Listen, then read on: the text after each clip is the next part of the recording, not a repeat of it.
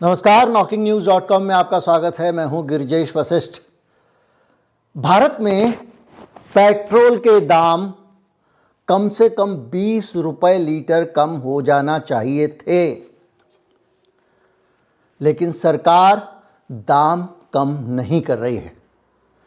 ये उन सारे लॉजिक के हिसाब से बता रहा हूं, उन सारे बहानों के हिसाब से बता रहा हूं, उन सारे कैलकुलेशंस के हिसाब से बता रहा हूं जो देकर सरकार ने दाम बढ़ाए थे। अब हालात बदल रहे हैं, लेकिन सरकार तेल के दाम कम नहीं कर रही है। हम समझेंगे कि क्यों तेल के दाम कम नहीं कर रही है और उसको दाम कम क्यों करना चाहिए। कहीं मत जाइए, चैनल को सब्सक्राइब कर लीजिए। मैं अभी हाजिर होता हूं। इसको कहते हैं इंस्टीट्यूशनल लूट।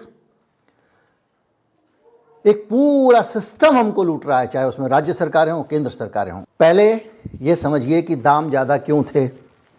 दाम ज़्यादा होने की वजह हमको बताई गई कि दुनिया में तनाव चल रहा है, प्रतिबंध लगे हुए हैं, इसलिए हमको कच्चा तेल महंगा मिल रहा है या नहीं मिल रहा है।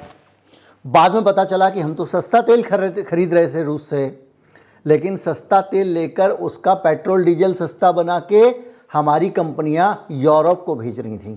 लेकिन इसके बावजूद भारत में तेल का दाम कम नहीं हो रहा था।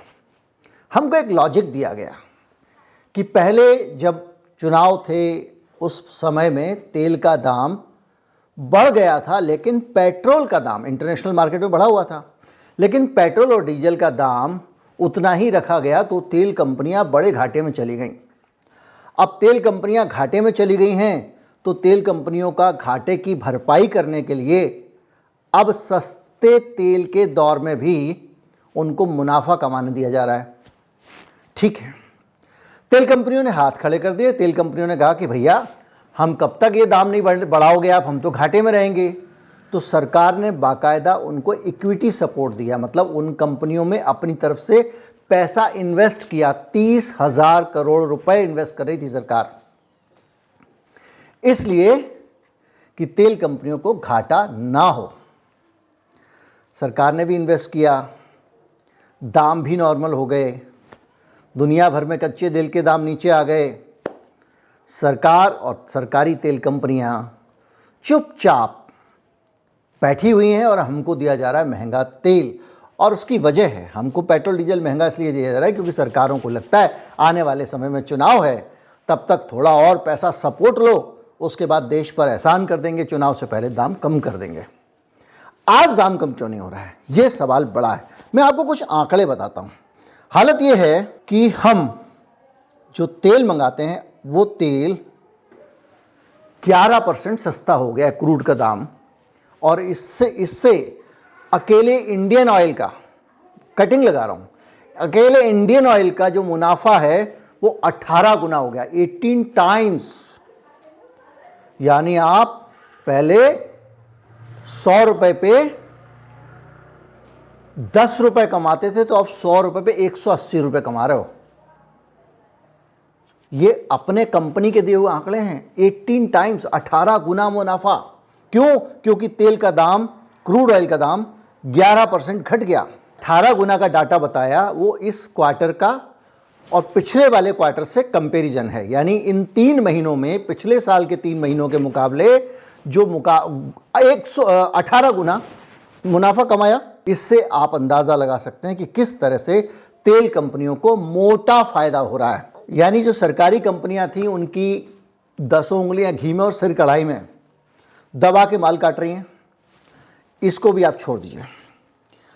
तो सरकार को अब, अगर सरकारी कंपनियां मुनाफे में हैं, तो सरकार को जनता को फायदे ना दे देना चाहिए ना।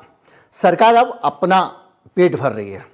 कैसे भर रही है? सरकार 30,000 करोड़ रुपए सालाना खर्च करती थी इन कंपनियों के ऊपर, 3 कंपनियों के ऊपर, Indian oil, Bharat petroleum corporation limited और आपका हिंदुस्तान पेट्रोलियम। इन तीनों पे मिला के वो करीब 30,000 करोड़ रुपए देती थी इनको। किसके नाम पे? इनके अंदर पैसा लगाती थी, इनको मदद देती थी, इन कंपनियों को घाटा से उबारने के लिए। और अब इस रकम को सरकार ने कर दिया आधा, यानी 15,000 करोड़ रुपए सरकार ने भी अपने एंटी कर लिए। लेकिन दाम कम नहीं कर रहे हैं। अब दाम कम करने की बात आएगी तो कहा जाएगा कि भाई राज्य जो हैं वो वैट लगाते हैं, और वैट लगता है परसेंटेज के हिसाब से। तो परसेंटेज के हिसाब से अगर वैट लगता है तो अगर दाम कम करेंगे हम पेट्रोल का, डीजल का, तो राज्य सरकारों को उसके ऊपर जो खूब रेवेन्यू मिल रहा है वो भी कम हो जाएगा जी। 20 रुपये कम कर दिया हमने दाम, तो उनका भी 20% रेवेन्यू कम हो जाएगा। किस पे? पेट्रोल पे मिलने वाला। तो अब केंद्र सरकार कह रही है कि राज्यों को भी पेट भर लेने दो, 20% के हिसाब से दबा के उनको पैसा बना लेने दो, तो दाम कम क्यों किया जाए? जबकि हकीकत ये है कि अभी तक जो हमको तेल आता था वो रूस से आता था। रूस से आने का मतलब ये है, रूस से चला यूरोप गया, यूरोप से चला और पूरा अफ्रीका घूम के आएगा, क्योंकि अब बीच में लाल सागर में तो तनाव है। अब वो तेल हमने पास के देशों से मंगाना शुरू कर दिया है। अब हम ईरान से भी तेल मंगाने की बात कर रहे हैं, जो फारस की खाड़ी से वहाँ से सीधे शिप लदेगा और डायरेक्ट सरल रेखा में मुंबई या गुजरात में आके लग जाएगा, जहाँ पे हमारी रिफाइनरियाँ हैं। लेकिन इससे कितना खर्चा बचेगा आप सोचिए, इंश्योरेंस का खर्चा, बाकी चीज़ों का खर्चा। लेकिन इस खर्चे के बचने का भी फ़ायदा मुझे और आपको नहीं देने को तैयार है सरकार। क्यों? क्योंकि सरकार ने जो प्राइस फिक्सेशन का तरीका रखा हुआ है उसमें भी धांधली है। धांधली क्या है अब आप समझिए। जो पेट्रोल का बेस प्राइस होता है, आपको जब अखबार में छपता है या टीवी पे आता है, बेस प्राइस 25 रुपये, एक्साइज इतना, इसके बाद जीएसटी इतना, डीलर कमीशन इतना, यही सब होता है ना उसमें। बेस प्राइस कैसे तय होता है ये नहीं बताया जाता आपको। बेस प्राइस तय होता है इंपोर्ट प्राइस पैरिटी के हिसाब से। अब ये इंपोर्ट प्राइस पैरिटी क्या है? इंपोर्ट प्राइस पैरिटी ये है कि अगर आप तेल को बाहर से मंगाते हैं, आपने रूस से मंगाया, पूरी दुनिया घूम के आ रहा है, और सिंगापुर पे जिस रेट में पड़ रहा है, सरकार तेल की परचेज का जो गणित लगाएगी वही रेट काउंट करेगी, वही कैलकुलेट करेगी, वही हिसाब में जोड़ेगी। इसमें इंश्योरेंस भी है, इसमें इंटरनेशनल करेंसी की प्राइस भी है जो सिंगापुर में पड़ेगा। यानी जो बगल में ईरान से तेल आता है वो भी सिंगापुर में जिस दाम में उस वाला घूम के पड़ेगा उसके बराबर दाम में आपको मिलेगा। यहाँ तक कि भारत में निकलने वाला 17% तेल के मामले में हम आत्मनिर्भर हैं, भारत में ही निकलता है। तो जो 17%, 13% या 13 या 17% है, वो जो तेल है वो भी हमको उसी रेट में मिलेगा जो हम रूस से मंगा रहे हैं और सिंगापुर में आके बिक रहा है। इतना उलझा मैकेनिज्म है। अब सरकार को और भी फायदे हो रहे हैं। जैसे भारत से जो पेट्रोलियम प्रोडक्ट थे, रिलायंस कंपनी है, या जब ये यूरोप को रूस से कच्चा तेल खरीदते थे, रिफाइनिंग करते थे और बेचते थे किसको? यूरोप को। अब यूरोप को तेल के जाने के रास्ते में कुछ अड़चने हैं। लाल सागर है, सुएज नहर से पहले, वहाँ पे हूती विद्रोही हैं, तनाव है, अमेरिका भी पहुँच गया है। तो अब तेल यूरोप को जाना हो गया है कम। यूरोप को भारत से 350 से लेके 400 हज़ार बैरल यहाँ से वो जाता था पेट्रोल और डीजल, जो रूस से कच्चा तेल खरीद के रिलायंस बेचा करती थी। मैंने आपको बताया था जोखिम देश का मुनाफा लाला का। अब वो डिमांड हो गई है 100,000 बैरल की, यानी 1/4 हो गई है। यानी यूरोप में जो हमारे यहाँ से पेट्रोल डीजल जा रहा था वो पहले का 1/4 जा रहा है। पहले 400,000 बैरल था, अब 100,000 बैरल हो गया है। तो इससे क्या फ़र्क पड़ेगा? वो तो बाहर जाता था। इससे फ़र्क ये पड़ेगा कि जो भारतीय रिफाइनरियां हैं उनके तेल की उपलब्धता मार्केट में अधिक हो गई डिमांड के मुकाबले, तो निश्चित तौर पे उनका दाम भी कम होगा, पहली चीज़। दूसरा, जब ये 400,000 बैरल तेल यूरोप जाता था तो वहाँ से डॉलर में भुगतान आता था। तो वो जो विदेशी मुद्रा भारत आती थी, उस विदेशी मुद्रा के आने के कारण जो डिमांड सप्लाई का रेशियो था उसके हिसाब से भारत का जो रुपया है उसका दाम भी अब बढ़ना चाहिए। यानी दूसरे शब्दों में डॉलर सस्ता होना चाहिए। तो आने वाले दिनों में डॉलर और सस्ता होने वाला है, रिफाइंड तेल की उपलब्धता भी ज़्यादा होने वाली है।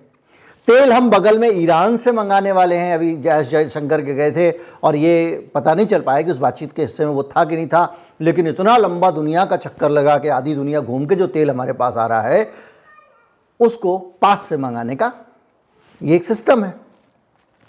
तो तेल पहले से सस्ता है, तेल कंपनियों का मुनाफा 18 गुना हो चुका है और तेल जो हमारे यहाँ पे अपना उपलब्ध है वो भी बहुतायत में है और तेल के साथ साथ डॉलर के दाम भी कम होने वाले हैं।